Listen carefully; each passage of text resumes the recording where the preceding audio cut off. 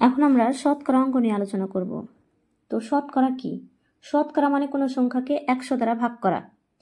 যদি বলা হয় 100 টাকার 100% সমান কত? 100 টাকার 100% কিভাবে করব? 100 টাকার যেহেতু বলা হয়েছে 100 গুণন, অর্থাৎ 100 এর 100%, 100 ভাগ 100। শতকরাকে পার্সেন্টেজ দ্বারা প্রকাশ করা হয়। তাহলে আমরা ক্যালকুলেশন করলে কি পাবো? 100 100 কাটা থাকে কত?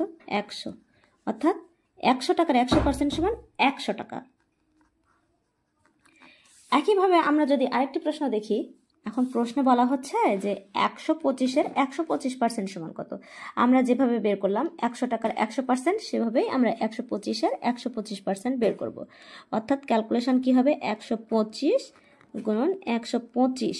শতকরা মানে হচ্ছে সেটাকে 100 দ্বারা ভাগ করতে হবে। 100 যদি ভাঙাই তাহলে কি পাবো? 5-25 125, 4-25 4। অঙ্কটিকে আর ভাঙানো যাবে না, তাহলে 5 দ্বারা 125-কে গুণ করলে আমরা কত পাবো? 625 ভাগ হচ্ছে 4। 625-কে যদি আমরা 4 দ্বারা ভাগ করি তাহলে কত পাবো?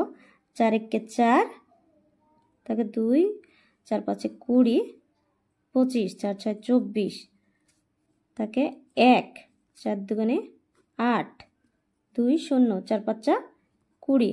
অর্থাৎ 125-এর 25% সমান 156.25। এভাবে আমাদের পার্সেন্টেজ বের করতে হবে।